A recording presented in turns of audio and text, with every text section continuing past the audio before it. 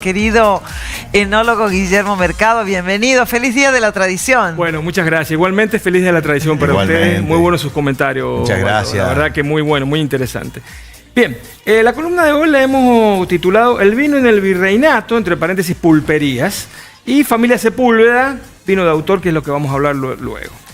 Vamos a reiniciar o a retomar el hilo histórico que traemos desde hace varios programas, ¿no? Habíamos dicho que un edicto del rey Felipe II del año 1595 había pedido obligado a todas las colonias del Virreinato del Río de la Plata a erradicar viñedos. Erradicar, obviamente no cultivar, y obviamente no había vino en ese tiempo del virreinato. Solamente quedaban exceptuadas las órdenes religiosas, la iglesia, porque bueno, para la celebración de la Santa Misa.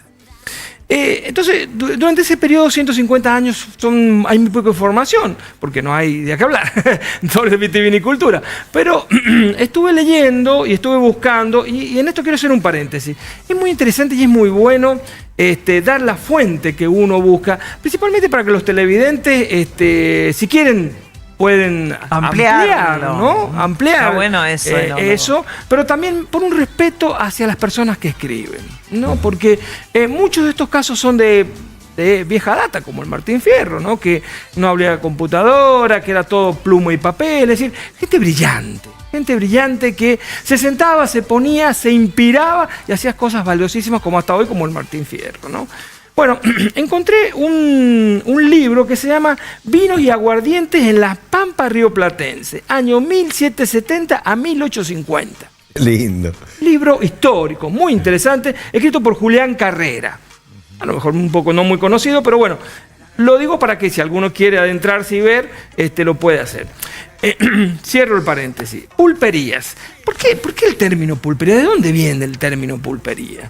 Bueno, la verdad es que no se ponen de acuerdo varios autores. He estado también buscando y no se ponen de acuerdo. Por un lado, recuerden ustedes que el virreinato dependía del Alto Perú, ¿no? Ese era el principal foco político, social de ese momento. Y en el Alto Perú estaban en las esquinas tomadas por los pulperos, que eran gente que comerciaban el minorismo, pero comerciaban un aguardiente que se llamaba pulque.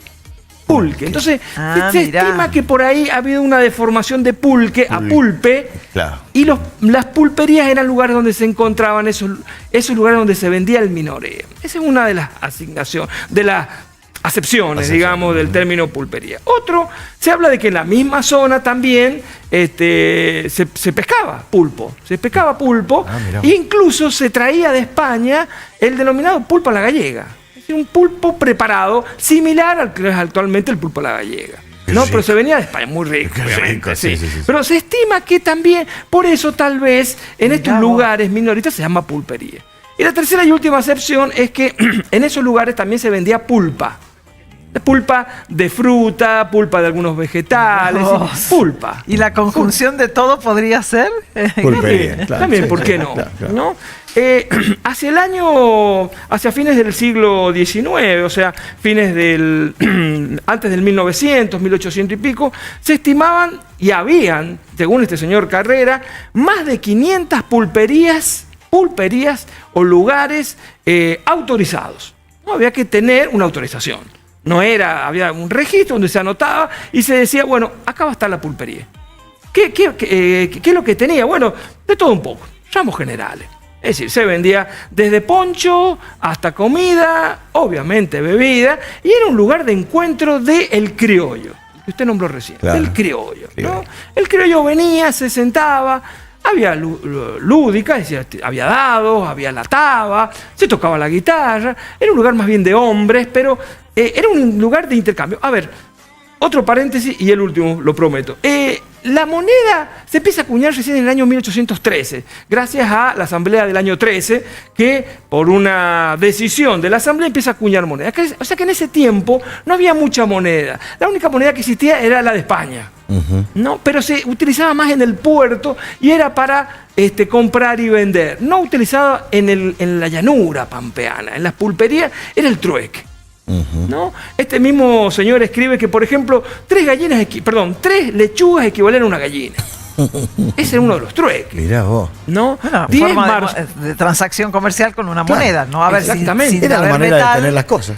10 mazorcas de maíz equivalían a 2 kilos de carbón, por ejemplo. Entonces la gente traía, ¿no es cierto? Y el de la pulpería le entregaba eso. Pero no solamente eso, había remedio, bebida, había cantidad de cosas que la gente de campo iba y necesitaba, como les digo, es decir, de primera materia prima para hacer de comer, materia prima para hacer fuego, materia prima para tomar, para beber. Es decir, era realmente un lugar distinto. Y a su vez también se traían noticias. Es decir, ahí se enteraban muchos de los criollos de todo lo que pasaba en las grandes urbes, ¿no? Recuerden ustedes que Buenos Aires y Entre Ríos eran los puertos principales de esa época.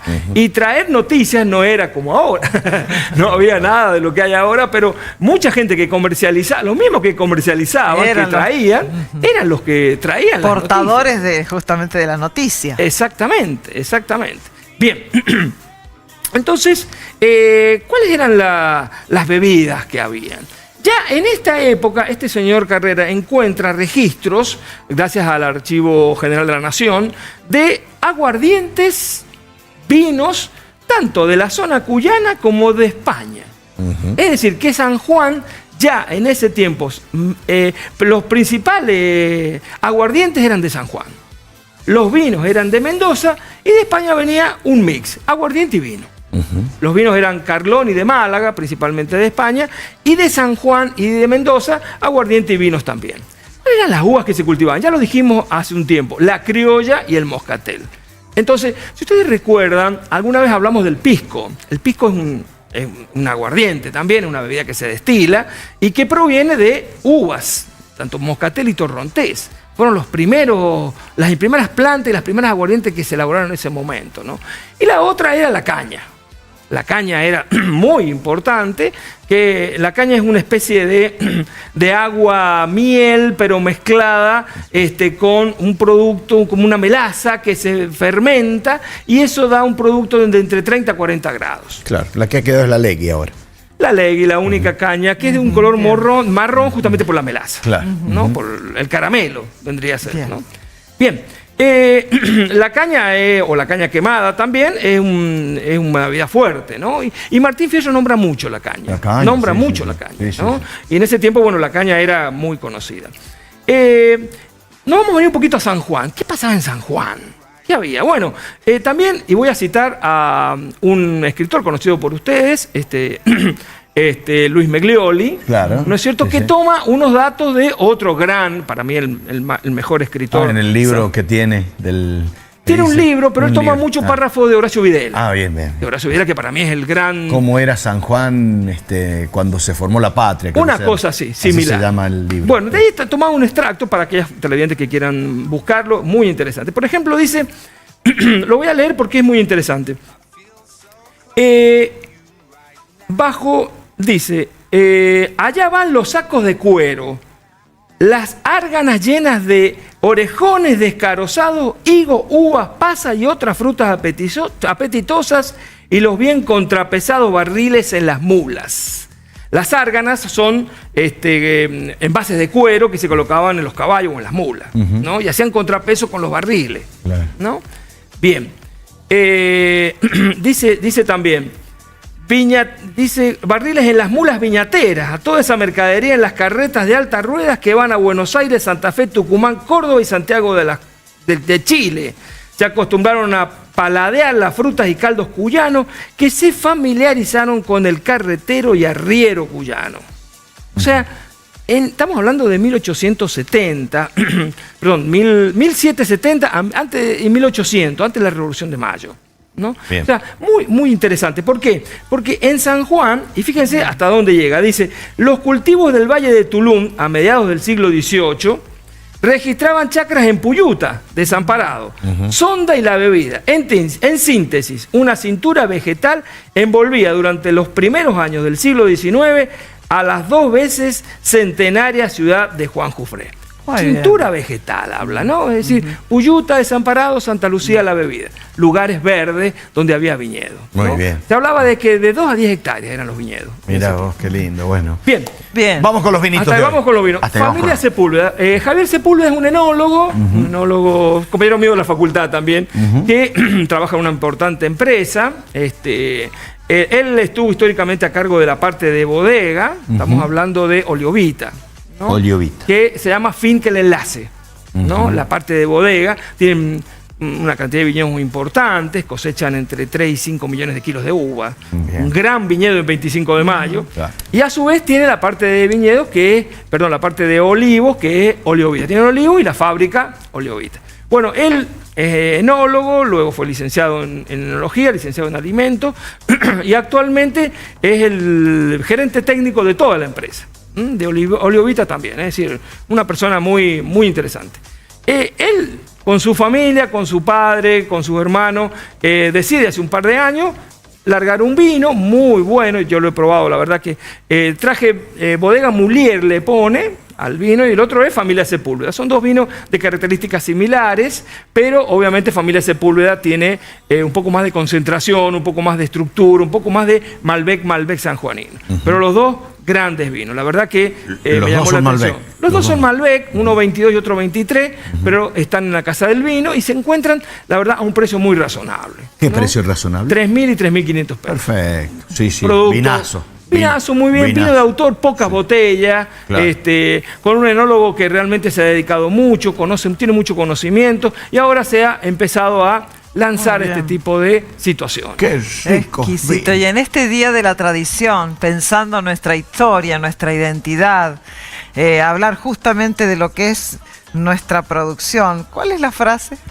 Hemos traído, bueno, como dijo el señor acá, Sí, algo por del eso Martín Fierro. tenía que ser. Algo del Martín Fierro, exactamente. A ver. Una sola cosita y un agregado a lo Sí. bien que usted habló de José Hernández. José Hernández, cuando escribe en el año 1872, escribe en contraposición o tratando de defender un poco la vida del gaucho y del criollo en La Pampa, ¿no? Porque estaba perseguido, estaba atacado, los medios de comunicación no hablaban bien del gaucho, es decir, no había buena fama. Entonces José Hernández empieza a rescatar la tradición a través del gaucho y escribió para mí, y coincido, la novela, la narrativa gauchesca más importante. Totalmente. Más importante Sí, sí, de sí. Argentina y uno de los libros más importantes argentinos. Así que es difícil o casi yo diría imposible de igualar, ¿no? Porque hace con una semblanza tan exacta de lo que era el gaucho que la verdad que nos tiene que poner orgullosos. Muy Nos tiene que bien. poner orgullosos como argentinos. ¿Qué dijo el Martín Fierro? En su punto 250 dice: